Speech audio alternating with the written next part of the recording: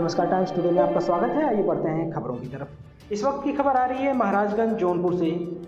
क्षेत्र के नाहरपुर गांव में पहुंचे अखिल भारतीय ब्राह्मण महासभा के राष्ट्रीय अध्यक्ष यूपी रत्न पंडित राजेंद्र नाथ त्रिपाठी, वरिष्ठ अधिवक्ता उच्च न्यायालय पंडित अमरनाथ पांडे एवं उनकी पत्नी की अमरनाथ यात्रा के दौरान कार दुर्घटना में चोटिल होने पर उन्हें देखने और उनके स्वास्थ्य का हाल जानने, जहां पर पत्रकार वार्ता के दौरान उन्होंने बताया कि 2024 लोकसभा चुनाव में 19 ब्राह्मण बाहुल्य लोकसभा में अपना प्रत्याशी उतारेंगे और विभिन्न लोकसभा में नोटा बटन दबाने की ब्राह्मणों से अपील करेंगे। वहीं स्वामी प्रसाद मौर्य के विवादित बयान पर तंज कसते हुए राष्ट्रीय अध्यक्ष ने कहा कि स्वामी प्रसाद मौर्य पागल हो चुके हैं और उन्हें अध्ययन की आवश्यकता है। इस मौके पर राष्ट्रीय अध्यक्ष के साथ प्रदेश अध्यक्ष पंडित अमर नारायण तिवारी, डॉक्टर ज्ञान प्रकाश मिश्र, अनिल दुबे आज़ाद, अमित पांडे, अजय त्रिपाठी, अरविंद मिश्र, रविंद्र नाथ मिश्र, माता फेर मिश्र, हरिश्चंद्र द्विवेदी, राकेश मिश्र, राजन पांडे, संजीव पाठक, सत्यशील त्रिपाठी, रोहित त्रिपाठी, आकाश पांडे तथा सैकड़ों की संख्या में क्षेत्रीय जनता उपस्थित रही। आइए क्या कुछ पत्रकार वार्ता के दौरान राष्ट्रीय अध्यक्ष पंडित राजेंद्र नाथ त्रिपाठी ने क्या कहा है, हम आपको सुनाते हैं। हिंदुत्व की जड़ें बहुत गहरी, ब्राह्मणवाद की जड़ें बड़ी गहरी है। हिंदुत्व कोई धर्म नहीं है। इस पर आपका क्या स्टैंड है? स्वामी प्रसाद मौर्य पागल कुत्ता हो गया है, पागल जानवर, इंसान तो रही नहीं गया है। उसे अध्ययन की जरूरत है और उसकी बातों को ज़्यादा महत्व इसलिए नहीं दिया जाना चाहिए कि विश्व प्रसिद्ध ग्रंथ रामचरितमानस के रचयिता तुलसीदास पर वह उंगली उठाता है। मानस पर किसी की हैसियत नहीं है, जिस पर आविष्कार हो रहा है, रिसर्च कर रहे हैं लोग तमाम विद्वान, उस पर वो उंगली उठा रहा है।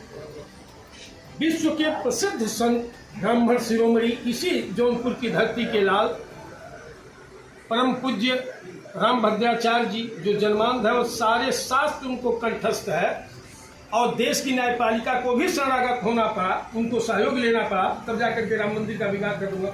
उनको कहता है कि वो अल्पज्ञानी है, ये तो पागल हो गया है।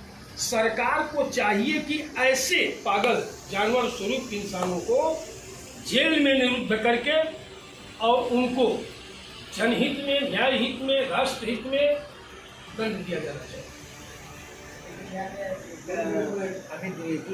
अमित दुबे उन्होंने FIR एप्लीकेशन दिया महाराजगंज थाने पे, मुकदमा दर्ज किया है। मुकदमा दर्ज नहीं है, सभी जिलों में होना चाहिए।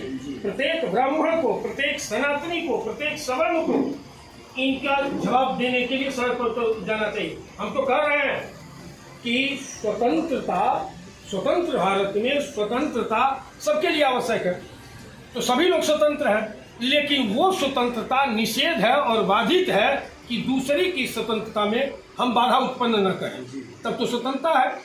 अब तुम इतने स्वतंत्र हो गए हो कि सबको गाली दे रहे हो। मैं तो ये कहूँगा कि आज इनकी हैसियत जो बोलने की हुई है, ये हमारे पूर्वजों की देन है और इनका रक्त दूषित है। नहीं तो इनके स्वामी प्रसाद मौर्य जैसे लोग जो भी सनातन पर और ब्राह्मण पर अंगुली उठा रहे हैं, निश्चित रूप से वो जाकर लेबोरेटरी में अपना ब्लड चेक करावे तो उनका दूषित ब्लड निकले।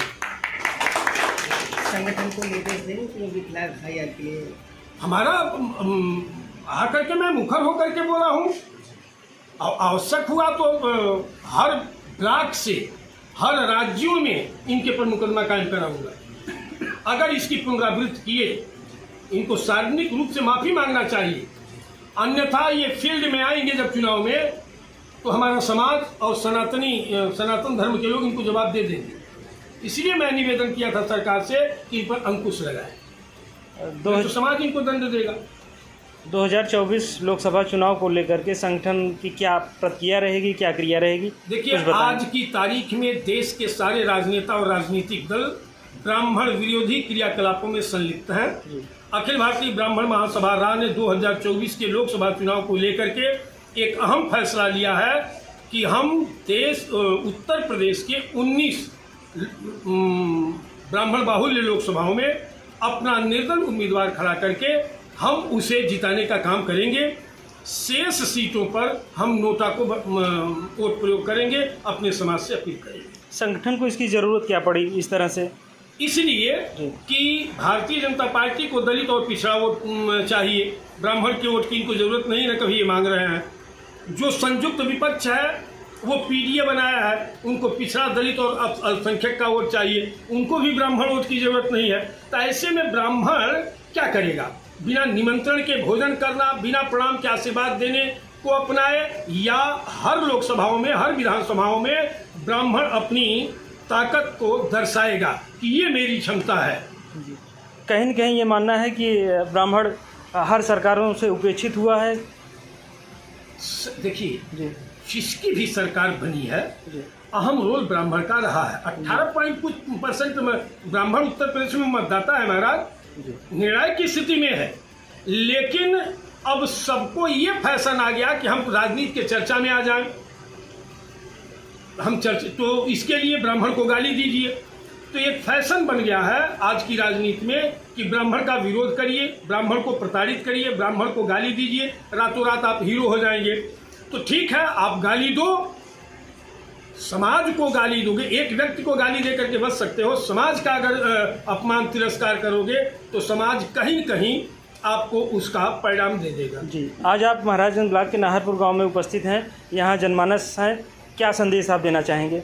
देखिए, मैं आज तो आया हूँ, हमारे प्रदेश मीडिया प्रभारी अमित जी के पिताजी माताजी का एक्सीडेंट हो गया था, दर्शन करने के इसमें मुझे और पहले आना चाहिए, लेकिन व्यस्तताओं के क्रम में नहीं आ पाया था। आज आया हूँ पीड़ित जनों से मुलाकात करने, उनके स्वास्थ्य की हालचाल लेने, पूरे संगठन परिवार के साथ। यहाँ मैं कुछ नहीं कर सकता, लेकिन एक आप पत्रकार होने के नाते पूछ रहे हैं, तो मेरा यही निवेदन है आपके चैनल के माध्यम से कि देश का ब्राह्मण अपने सम्मान, अधिकार और आने वाली पीढ़ी के भविष्य की सुरक्षा को लेकर के एकजुट होकर के कार्य करें और अपने निर्दल उम्मीदवार को के पक्ष में मतदान करने का काम करें 2024 में।